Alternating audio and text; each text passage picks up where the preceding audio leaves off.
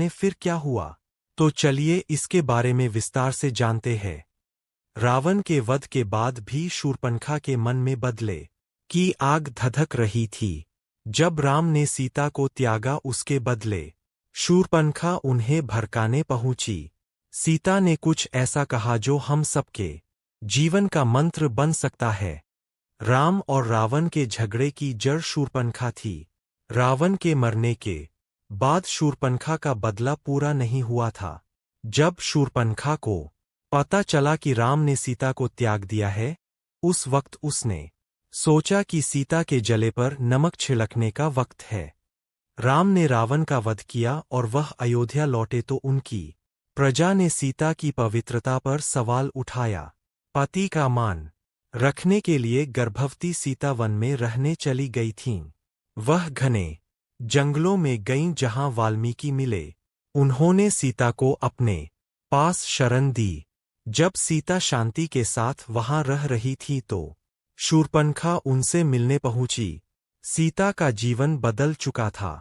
वह एक ऐसी महिला थीं जिनके पति ने इसलिए साथ छोड़ा क्योंकि वह किसी और पुरुष के घर पर रुककर आ रही थीं।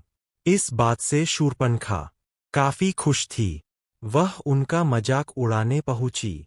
शूर्पणखा ने सीता के पास जाकर उन्हें याद दिलाया कि राम ने कभी उसका तिरस्कार किया था, आज सीता के साथ भी किया। उसने सीता को याद दिलाया कि दशरथ पुत्रों की वजह से उसे कितना कष्ट झेलना पड़ा। अब सीता भी राम की वजह से कष्ट में है। सीता ने शांत भाव से शूर्पणखा को बैठाया और बेर दिए कहा कि ये उतने ही मीठे हैं जितने कि मंदोदरी की बगिया के थे। उकसाने से प्रभावित सीता को मुस्कुराते देखकर शूर्पणखा और तिलमिला गई। उसे उम्मीद थी कि सीता दर्द से तिल मिलाएंगी। वह उन्हें कष्ट में देखकर खुद खुश होना चाहती थी। सीता जरा भी दुख में नहीं दिख रही थीं। उन्होंने अपनी किस्मत और उस दर्द को स्वीकार कर लिया था। शूर्पणखा को तिलमिलाया देखकर सीताजी बोलीं, मैं अपने आसपास के लोगों से कब तक प्यार के बदले प्यार पाने की उम्मीद करूं? सीता बोलीं, खुद में वह शक्ति पैदा करो कि दूसरे तुम्हें प्यार न करें फिर भी तुम उन्हें प्रेम कर सको। सीता को इतनी शांति बातें करते देख शूर्पणखा परेशान हो गई। उसने भड़काया, लेख क्या सीता को न्याय नहीं मिलना चाहिए? इस पर सीता बोला, जिन्होंने गलती की उन्हें खुद ही सजा मिल गई है।